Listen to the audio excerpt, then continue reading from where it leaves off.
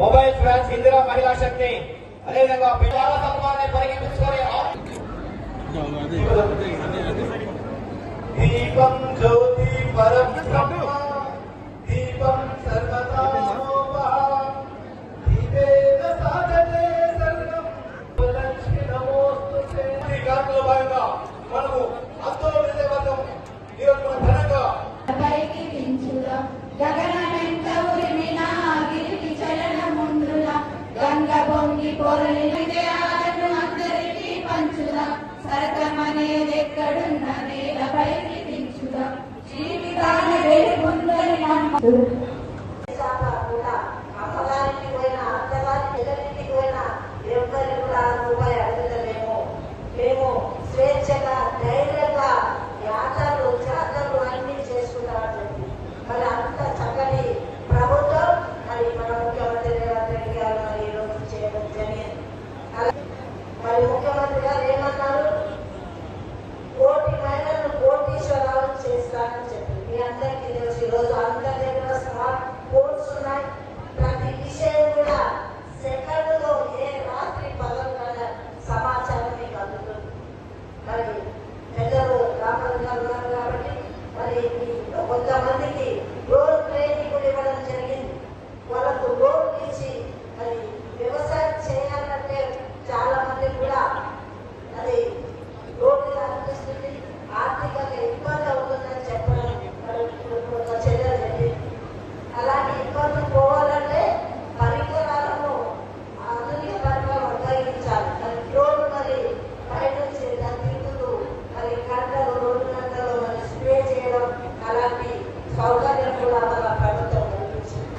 ఇదే కాదు మహిళల కోసం పెద్ద పీట వేసేది ఎప్పుడైనా కానీ ఇది ఇందిరమ్మ రాజ్యం. కాంగ్రెస్ పార్టీ అంటేనే ఇందిరమ్మ రాజ్యం.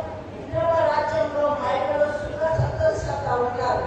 గత ప్రభుత్వం అందరికీ తెలుసు, గ్రూప్ లో బాగా ఉండలేదు, ఏ లోన్ ఇవ్వలేదు.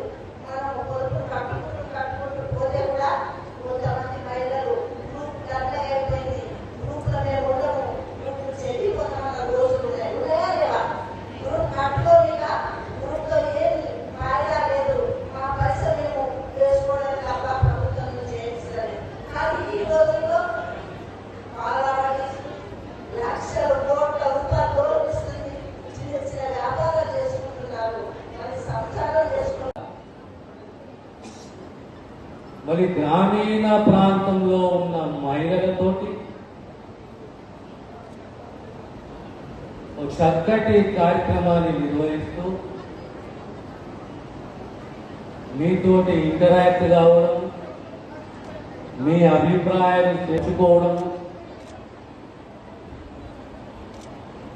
రాబోయే కాలంలో తెలంగాణ మహిళా శక్తి ఏ రకంగా ఎదగాలి,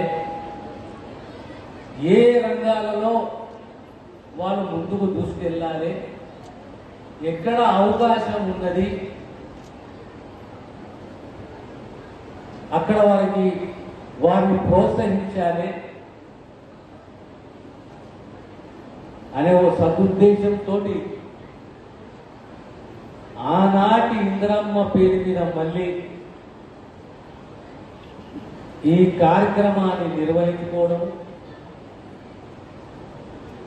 గ్రామీణ ప్రాంతంలో ఉన్న మహిళలు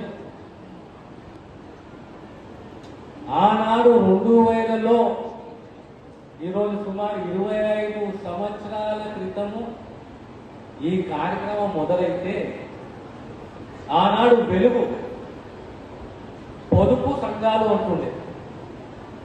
పొదుపు సంఘము అంటే రూపాయి జమ చేసుకొని కూడగట్టుకొని 10 మందో 12 మందో 15 మందో ఒక గ్రూప్ నామకరణం చేసుకొని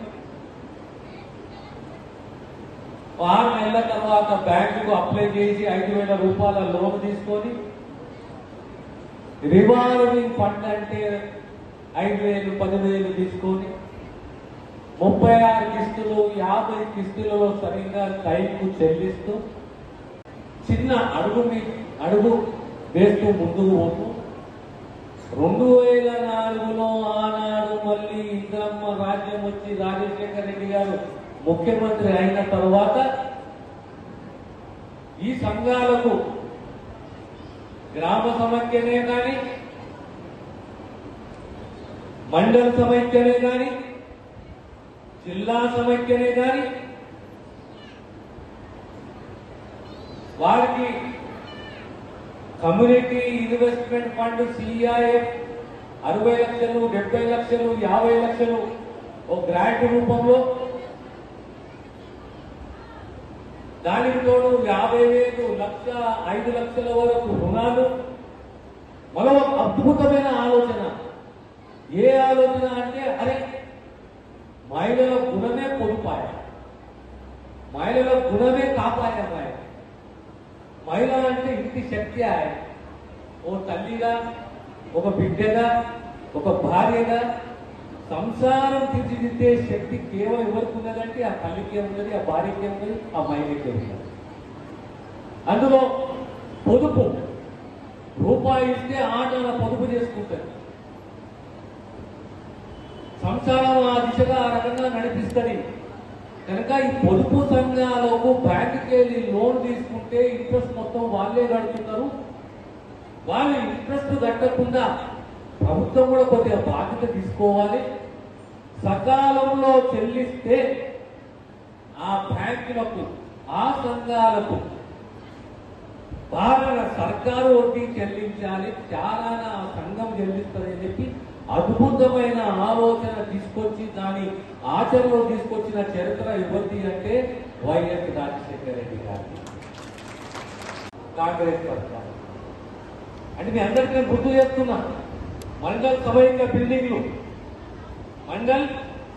బిల్డింగ్లు ఆనాడు కాంగ్రెస్ సర్కార్, ఆనాడు కాంగ్రెస్ ప్రభుత్వం. 2014 తెలంగాణ రాష్ట్రం ఏర్పడ్డ తరువాత ఆ 9.5 సంవత్సరాలు ఈ మహిళా సంఘాల ఉనికి ఏ రకంగా ఉండేది ఒక్కసారి మనం ఆలోచన చేసుకోవాలి. సంఘాల పనితీరు యథావిధంగా నడుస్తున్నది. లోన్లు తీసుకున్నారు, తిరిగి చెల్లిస్తున్నారు, సమయానికి చెల్లిస్తున్నారు. మీ వడ్డీ పైసలు సర్కార్ నెత్తి మీద పెరుగుతున్నది, చెల్లించాలి.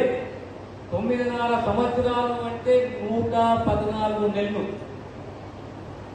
114 నెలలు మీకు వడ్డీ పైసలు రావాలి. కనీసం 3 నెలలకో 4 నెలలకో 5 నెలలకో ఆ వడ్డీ పైసలు మీకు చెల్లించాలి, మీ హక్కని. కానీ ఆ వడ్డీ పైసలు మీకు వచ్చినాయా? ఎన్నిసార్లు మీకు వడ్డీ పైసలు ఇచ్చారు? 9.5 సంవత్సరాలంటే 114 నెలల వడ్డీ పైసలు ఎన్నిసార్లు మీకు చెల్లించారు? అసలు వడ్డీ పైసలు చెల్లించాలనే బాధ్యత కానీ ఆలోచన కానీ ఆనాటి సర్కారు ఉండేనా? ఒక్క బీమా పథకం ఉండేనా? ఒక్క బీమా పథకం లేదు. వడ్డీ పైసలు చెల్లించలేదు. అభయహస్తం పైసలు పూర్తిగా చెల్లించలేదు, తిరిగి చెల్లించలేదు.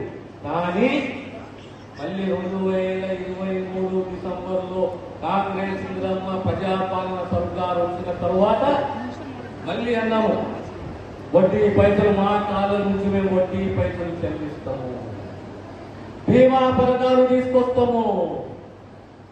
ఒక మహిళ, ఒక చెల్లెలు, ఒక అక్క, ఒక బిడ్డ లోన్ తీసుకుంటే అకాల మరణం అనుకోకుండా మరణిస్తే ఆ డబ్బు ఆ అప్పు ఎవరు పాలవుతుంది? ఎవరు కట్టాలి? ఆ కుటుంబం కట్టాలి. లేదు లేదు లేదు సర్కారు కట్టింది. 2 లక్షల వరకు లోన్ ఉంటే ఆ లోన్ అందుకని ప్రతి మీరు 3 నెలలకు మీరు ఇంట్రెస్ట్ అసలు కడుతున్న 3 నెలలకే మీకు వడ్డీ పైసలు వచ్చేస్తుంది.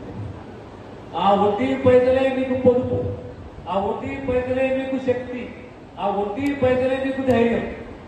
అయితే 5 లక్షలే కానీ 10 లక్షలే కానీ ఎన్ని లక్షలు తీసుకున్నా దానికి సంబంధించి మీరు సకాలంలో చెల్లిస్తే మాత్రం మీకు 3 నెలలు 3.5 నెలలు 3.5 నెలలు దాటకూడదు మీకు వడ్డీ పైసలు వస్తుంది.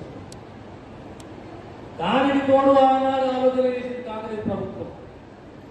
జనశ్రీ పథకం, బీమా పథకం 2 పథకాలను తీసుకొచ్చింది. ఆమ్ ఆద్మీ బీమా పథకం, జనశ్రీ బీమా పథకం. మీరు 15 రూపాయలు చెల్లించండి, సర్కారు కడుతుంది, ఇన్సూరెన్స్ కడుతుంది.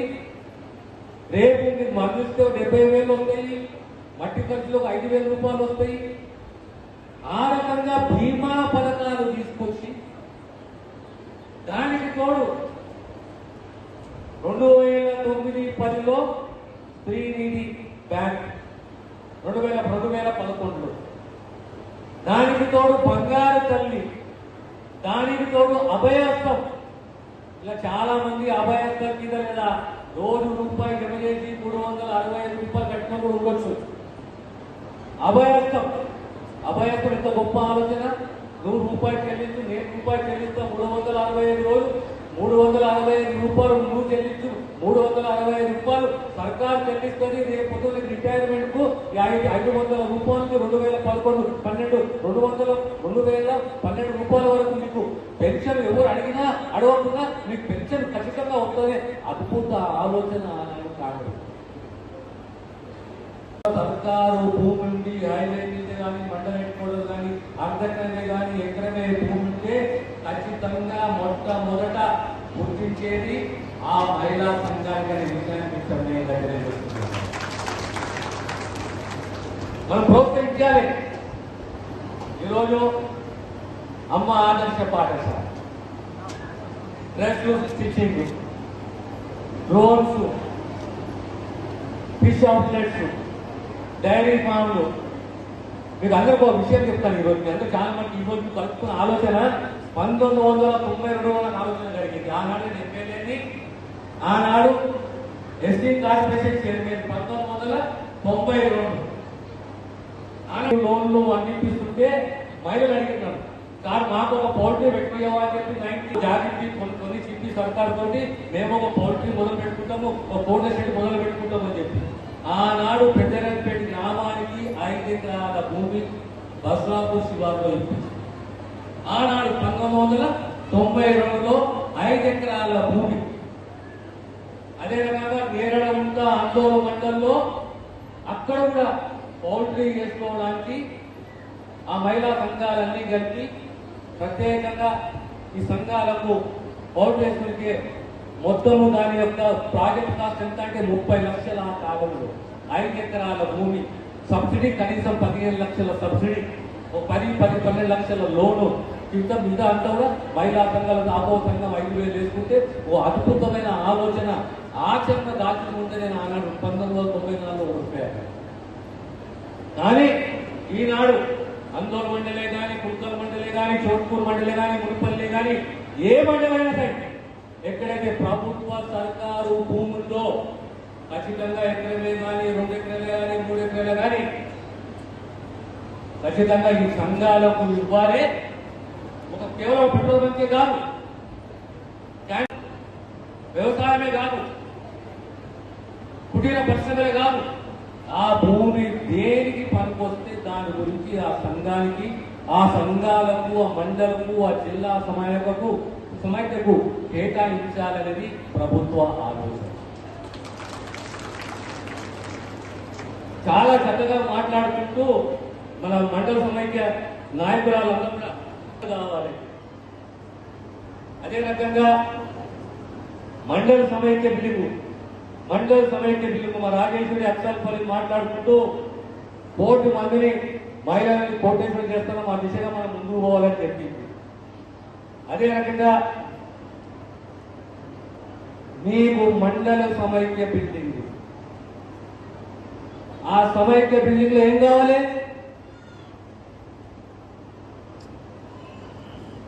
టేబుల్లు కావాలి, చైర్లు కావాలి, బీరువా కావాలి. మీ దాంట్లో ఒకరు కంప్యూటర్ ఆపరేటర్ కూడా కావాలి. మరి కంప్యూటర్ ఆపరేటర్ ఎవరు చేసుకుంటారు? మహిళలే నేర్చుకోవాలి. ఆందోళన కాన్సెప్ట్ లో మొదట ప్రతి మండల సమైక్య బిల్డింగ్ ఉండాలి, అందులో బీరువా ఉండాలి, అందులో కంప్యూటర్ ఉండాలి, అందులో చైర్లు ఉండాలి. దాన్ని చక్కగా మెయింటైన్ చేసే బాధ్యత ఎవరిది? మీరేమన్నారే? ఇవన్నీ కూడా ప్రతి మండలకు ఏర్పాటు చేస్తామనే విషయాన్ని తెలియజేస్తూ, అదే రకంగా సోలార్ గురించి మాట్లాడింది ఎవరు? వీరమణి.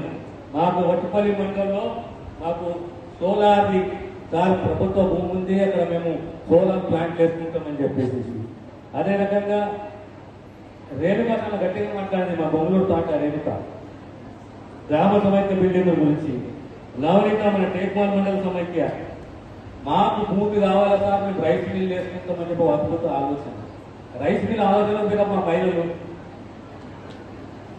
అందరినీ మనము అభినందించాలి. తర్వాత